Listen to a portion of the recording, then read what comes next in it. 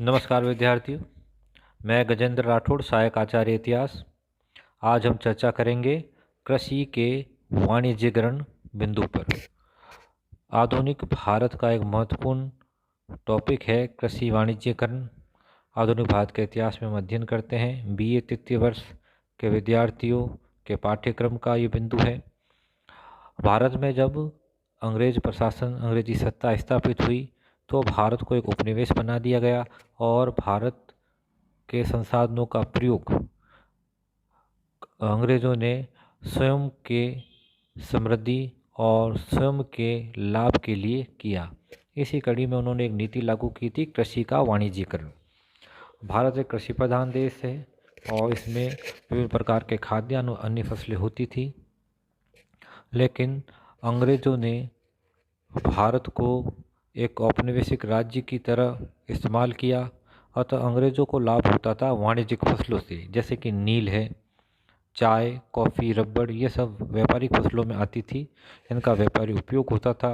भारतीय किसान अपने खेतों में अधिकांशतः खाद्यान्न, गेहूँ, जौ, चावल, बाजरा बोते थे, जिससे कि जो फसल प्राप्त होती थी उससे वर्ष भर उसका और उसके परिवार का भरण पोषण हो जाता था और अन्य कोई फसल होती या जो अधिशेष रह जाता उसे बेचकर वह अन्य आवश्यकताओं को पूर्ति करता।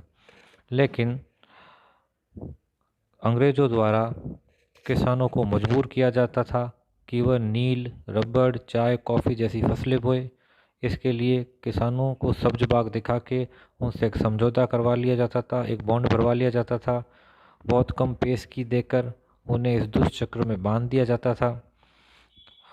वर्ष भर मेहनत करने के बाद जब उपज होती तो औने पौने भावों में नील के बागानों के मालिक, अंग्रेज, ये सब लोग इनसे खरीद लेते थे और व्यापारिक मंडियों में, विदेशी बाज़ारों में इसे बहुत ऊंचे भावों में बेचकर लाभ कमाते थे। लेकिन किसानों के हाथ कुछ नहीं आता था।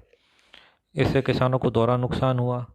एक तो नील, चाय, कॉफ़ी बोने के बाद उन्हें जितना धन घर चलाने के लिए ज़रूरी होता है उतना भी नहीं मिल पाता। खाद्यान्न का उत्पादन कम हो गया और उसे बाज़ार से खरीदना पड़ा। इतना धन उसके पास होता नहीं था। इन सब कृषि वाणिज्यीकरण की नीति से खाद्यान्न की कमी हुई और अकाल जैसी स्थिति आई। किसानों की स्थिति दयनीय हो गई और नील इस प्रकार की फसल होती थी जिससे बार बार खेतों में बोने से खेतों की जो उपजाऊ क्षमता होती है वह भी काफ़ी कम हो जाती थी। तो इस प्रकार किसान के जीवन और खेत दोनों ही इस कृषि वाणिज्यीकरण की नीति के कारण बर्बाद हो रहा था। तो आप समझ सकते हैं कृषि वाणिज्यीकरण की नीति क्या थी, इससे अंग्रेज़ों को क्या लाभ थे और किसानों को क्या हानियाँ थी। धन्यवाद।